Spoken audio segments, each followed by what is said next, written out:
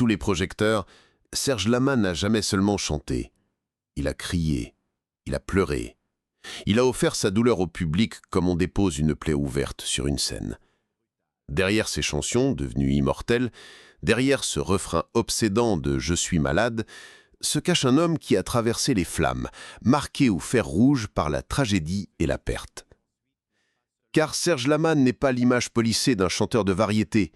C'est un survivant, hanté par un accident qui aurait pu, qui aurait dû, briser sa carrière avant même qu'elle ne commence. Une voiture déchirée dans la nuit, une vie fauchée à ses côtés, son propre corps meurtri pour toujours. De ce chaos, il a tiré non pas la résignation, mais une force brute, une rage de vivre qui allait nourrir chacune de ses interprétations. Dans les années 70, alors que la France vibrait au rythme de la chanson populaire, lui offrait autre chose, des textes poignants, des histoires de solitude et d'amour dévasté. Sa voix n'était pas douce, elle n'était pas tendre, elle était théâtrale, viscérale, comme un cri dans l'obscurité. Beaucoup l'adulaient, certains le trouvaient trop excessif, trop noir, mais tous reconnaissaient qu'aucun autre chanteur n'allait si loin dans l'exposition de son âme. Pourtant, cette carrière bâtie sur la douleur n'a jamais été simple. Car si Serge Lama a connu la gloire, il a aussi dû porter toute sa vie le poids de ses fantômes, la culpabilité, le chagrin, les blessures physiques et morales. Sa trajectoire, c'est celle d'un homme qui a voulu transformer la tragédie en art, mais qui a toujours été rattrapé par la fragilité humaine. Alors, qui est vraiment Serge Lama? Un poète maudit, enfermé dans le costume d'un chanteur populaire? Un survivant incapable de tourner la page? Ou bien un génie qui a su mieux que quiconque chanter les cicatrices invisibles que nous portons tous?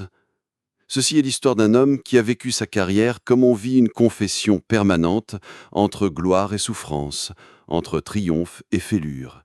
Bienvenue dans l'envers de la gloire de Serge Lama. Serge Lama naît le 11 février 1943 à Bordeaux, en pleine guerre. La ville est sombre, marquée par les privations, et c'est dans cette atmosphère lourde qu'un enfant, aux yeux profonds, pousse ses premiers cris. Son vrai nom est Serge Claude Bernard Chauvier. Dès ses premiers instants, sa vie semble marquée par une dualité constante, l'ombre de la douleur et la lumière de l'art. Car dans sa maison, on parle déjà le langage du théâtre. Son père, Georges Chauvier, est chanteur d'opéra. Dans les couloirs modestes de l'appartement familial, on entend ses vocalises résonner, ces notes puissantes qui transpercent les murs et imprègnent l'enfant. Serge, fasciné, comprend très tôt que la musique n'est pas seulement un divertissement, mais un souffle vital, une vocation qui peut donner un sens au chaos. Sa mère, plus discrète, incarne la tendresse, l'équilibre, mais aussi la fragilité. Elle observe son fils avec inquiétude. Ce garçon semble différent. À l'école, Serge n'est pas vraiment studieux. Les mathématiques ou la géographie l'ennuient. Mais dès qu'il s'agit de littérature, de récitation, il se transforme. Il déclame des vers avec une intensité qui surprend ses professeurs. Dans les pièces de théâtre scolaires, il n'a pas besoin de forcer. Sa voix, déjà grave et vibrante, impose le silence. On dit de lui qu'il ne joue pas, qu'il vit. Et Serge y craint. Pourtant, l'enfance n'est pas douce. La santé est fragile et l'enfant souffre d'une constitution délicate. À cela s'ajoute une timidité maladive, une impression constante de décalage. Alors, pour combler ce vide, il se réfugie dans l'imaginaire, dans les livres et les chansons. Ses héros ne sont pas les sportifs ou les aventuriers, mais les poètes et les comédiens. Il admire Hugo, il vénère Brel, qui, plus tard, deviendra son repère. À l'adolescence, la passion prend une forme plus claire. Tandis que ses camarades rêvent d'emplois stables ou de carrières ordinaires, lui se voit déjà sur scène. Mais comment convaincre sa famille, ses proches, que ce chemin incertain peut être une destinée? Son père, artiste lui-même, comprend son feu intérieur. Mais il lui rappelle aussi la dureté du métier, les humiliations, les désillusions. Serge, têtu, ne veut rien entendre. Il se sent investi d'une mission. Il chantera. Les premières années d'apprentissage sont chaotiques. Paris l'attire comme un aimant. C'est là que tout se joue, là que les carrières se font ou se brisent. Mais Paris, pour un jeune provincial sans argent, c'est aussi l'indifférence, les portes closes, les regards condescendants. Serge enchaîne les petits boulots, dort parfois chez des amis, vit de peu. Mais dans ces années de misère, il forge une endurance qui ne le quittera jamais. Le théâtre l'attire autant que la chanson. Il prend des cours, travaille sa diction, sa respiration, comme un comédien classique. Chaque soir, il répète des monologues devant son miroir, persuadé que l'art doit passer par une discipline presque militaire.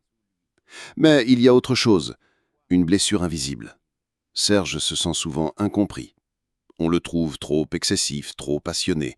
On lui conseille d'être plus léger, de sourire davantage, de chanter des ritournelles à la mode. Lui, au contraire, veut aller au cœur du drame humain. Ce décalage entre ses ambitions profondes et les attentes du public va devenir un fil rouge dans sa vie. À cette époque, il rencontre aussi les premiers visages qui compteront.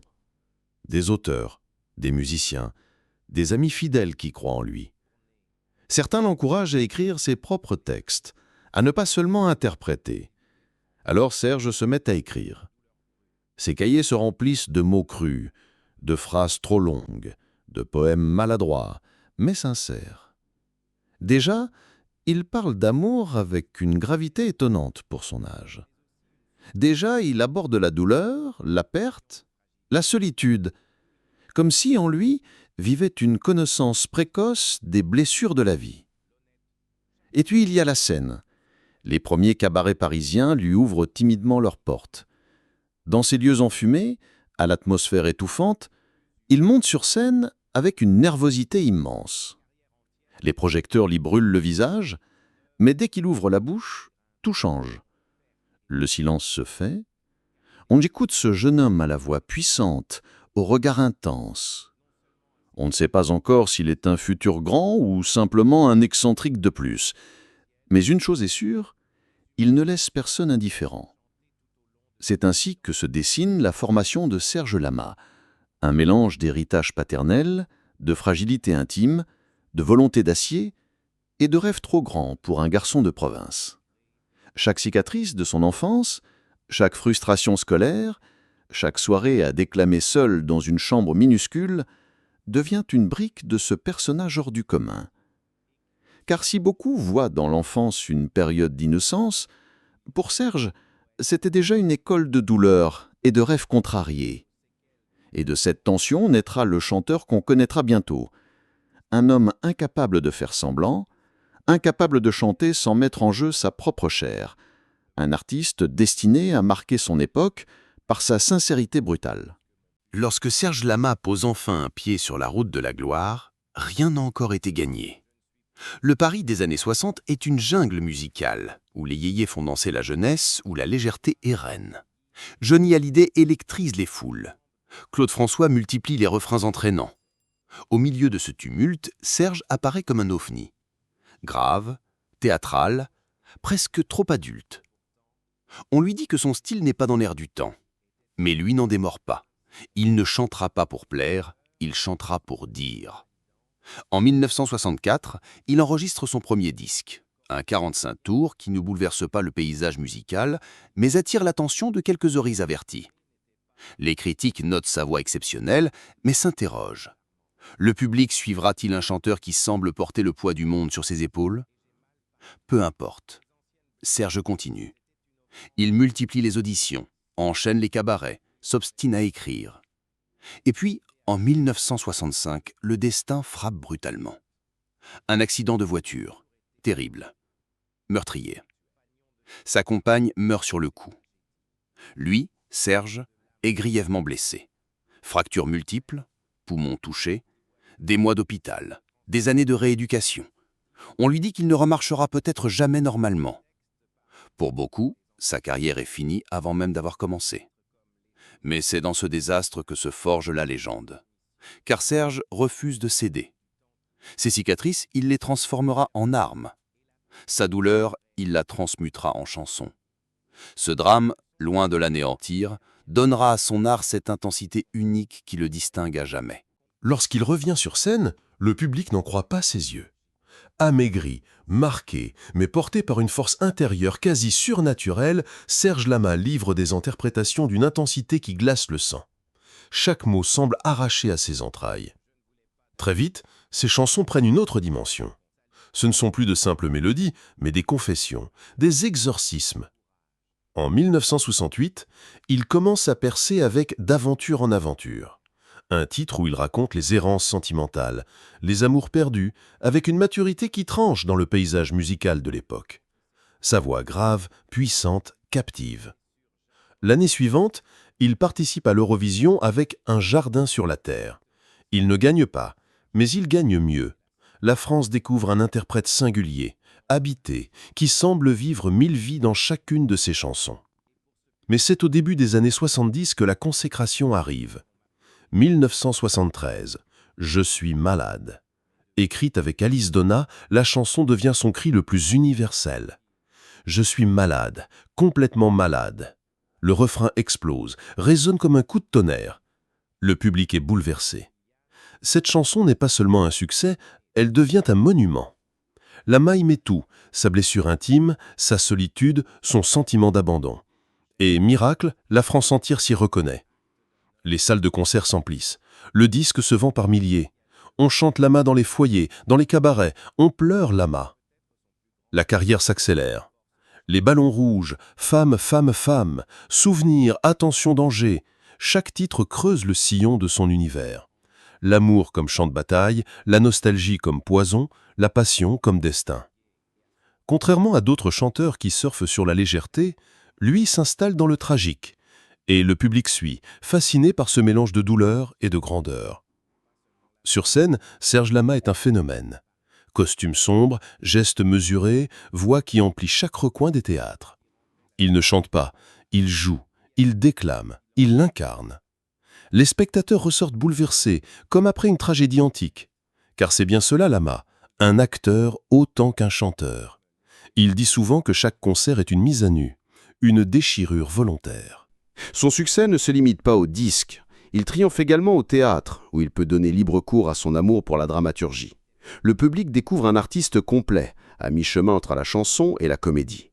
Dans les années 70 et 80, Serge Lama s'impose ainsi comme une figure incontournable de la chanson française, à contre-courant des modes, mais portée par une authenticité qui force le respect. Bien sûr, cette gloire a un prix. Le corps garde les stigmates de son accident. Les douleurs persistent.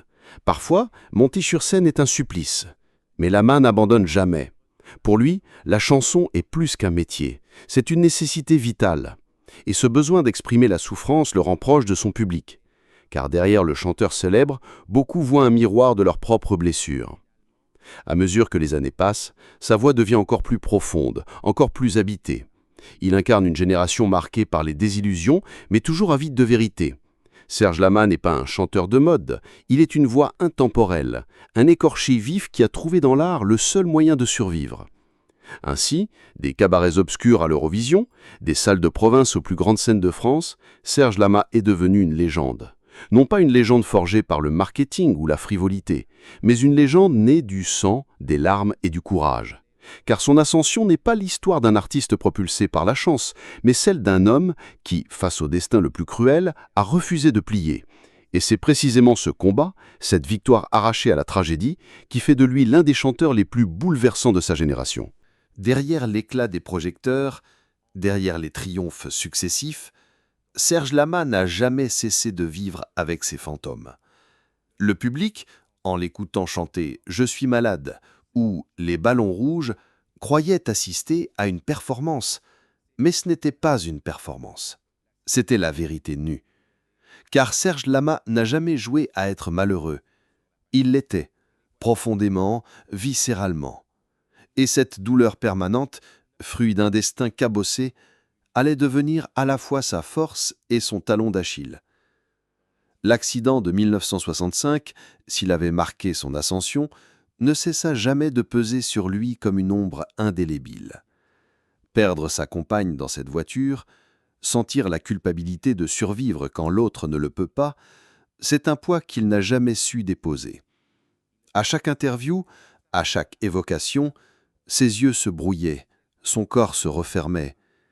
L'artiste avait transformé la tragédie en art, mais l'homme, lui, restait prisonnier.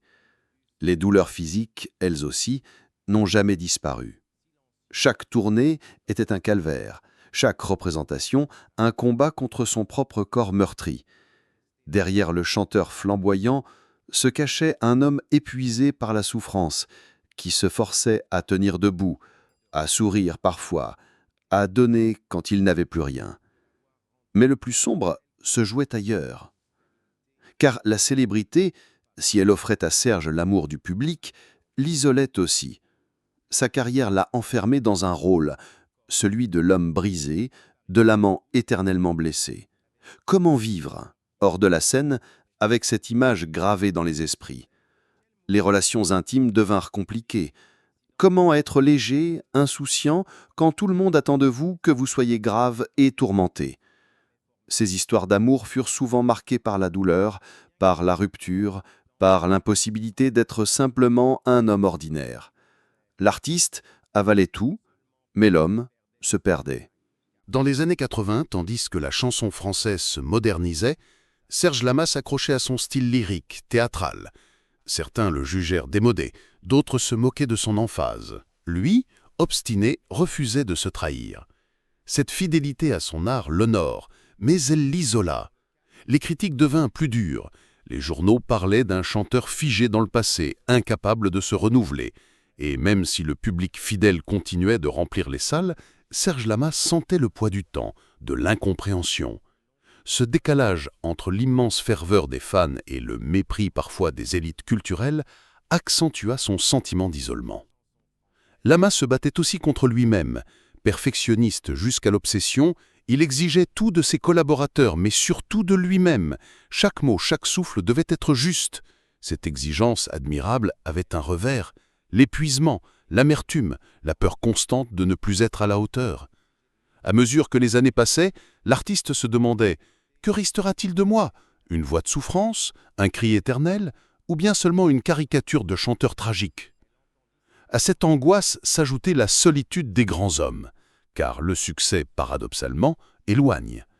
Lama pouvait chanter devant des milliers de spectateurs et rentrer, seul, dans une chambre d'hôtel glaciale. Les applaudissements s'éteignent vite, et dans le silence, les vieux démons ressurgissent.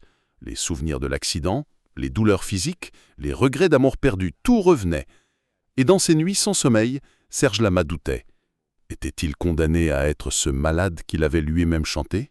La vieillesse apporta une autre épreuve, celle de voir son corps le trahir à nouveau. Les séquelles de l'accident, longtemps contenues par la volonté, s'aggravèrent avec l'âge. Ses déplacements devinrent difficiles, ses forces s'amenuisèrent. Mais jamais il n'accepta d'abandonner. Il monta sur scène, parfois au prix de souffrances terribles, refusant de céder à la fatalité.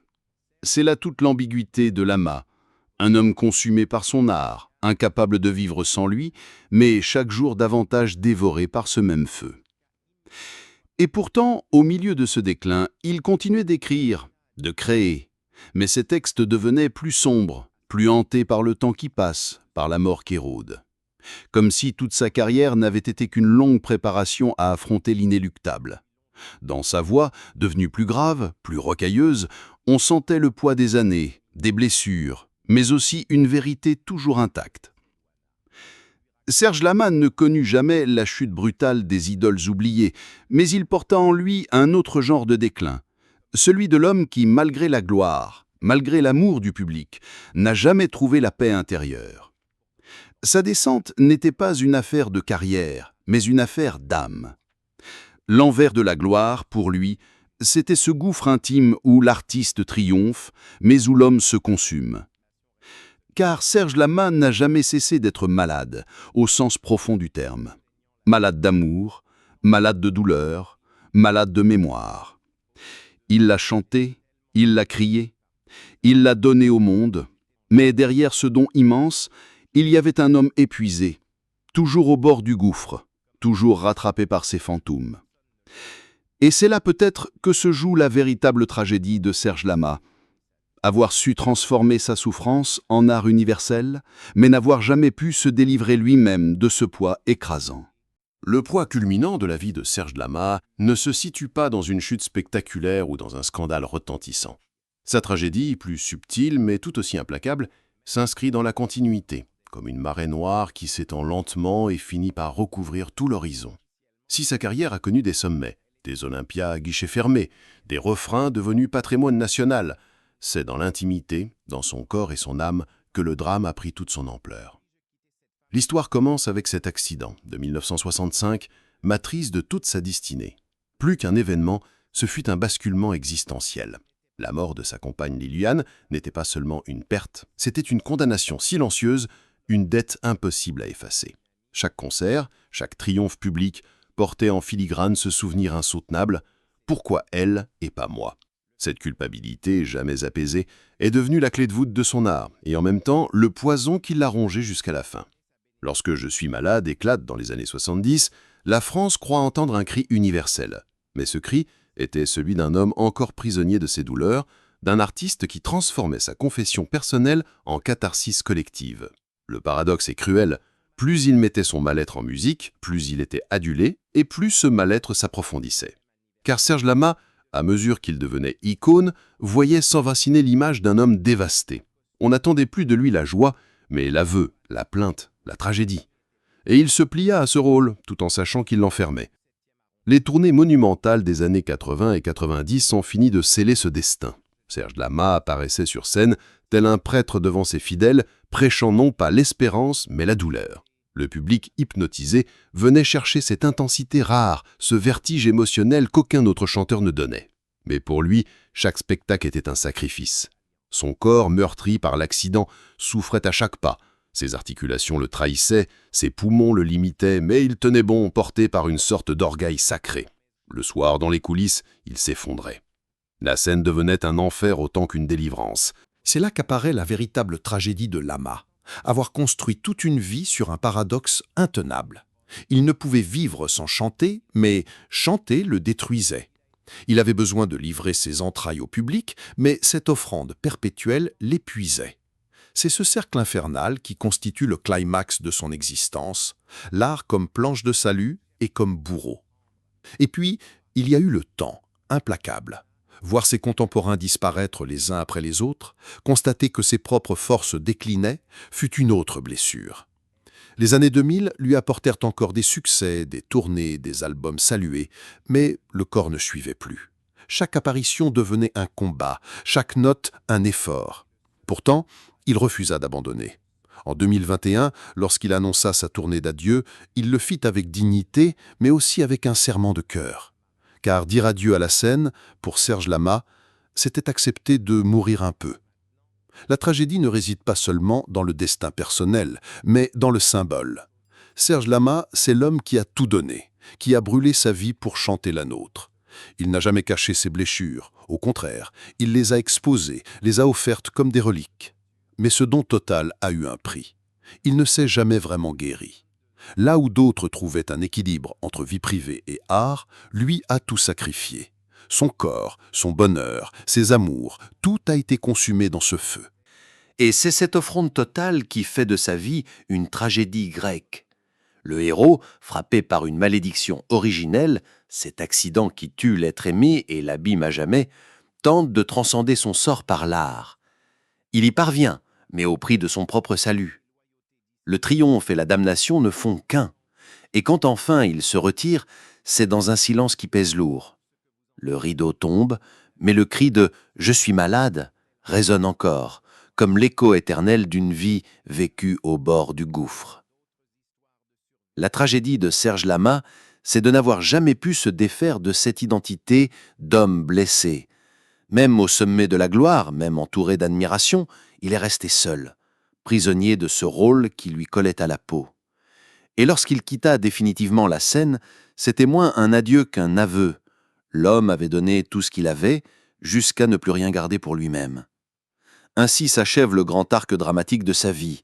Un enfant bercé par la musique, un jeune homme brisé par le destin, un artiste transfiguré par la douleur, un monument de la chanson française, et derrière tout cela, un homme qui n'a jamais cessé d'être malade.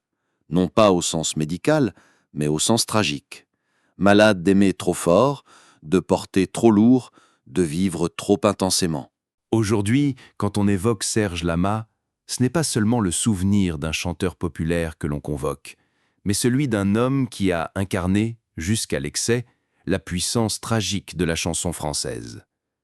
Son héritage ne se mesure pas uniquement en disques vendus ou en concerts triomphaux, mais dans l'empreinte intime qu'il a laissée dans le cœur de ceux qui l'ont écouté. Car rares sont les artistes qui ont su toucher à ce point la vérité nue des émotions humaines. « Je suis malade » est devenu bien plus qu'une chanson. C'est un cri intemporel, repris par des générations entières, traversant les frontières et les époques. On l'a entendu dans des salles de spectacle prestigieuses, mais aussi murmuré dans des chambres solitaires, chanté par ceux qui, eux aussi, se sentaient malades d'amour, malades de vie. Cette universalité est le sceau de son génie. Serge Lama n'a jamais chanté pour séduire, il a chanté pour survivre. Son courage, aussi, demeure un exemple. Survivre à un accident qui aurait pu lui coûter la vie, se relever malgré un corps meurtri et continuer à chanter, à donner jusqu'à ses dernières forces, c'est une leçon de persévérance et de dignité. Lama a montré qu'un artiste ne se définit pas seulement par ses succès, mais par sa capacité à transformer ses cicatrices en beauté. Bien sûr, son image reste associée à la gravité, à la mélancolie. Mais cette gravité était sa vérité. Là où d'autres masquaient leurs blessures derrière des refrains légers, lui a choisi la sincérité radicale. Et c'est sans doute pour cela qu'il reste, encore aujourd'hui, une figure respectée, presque sacrée de la chanson française.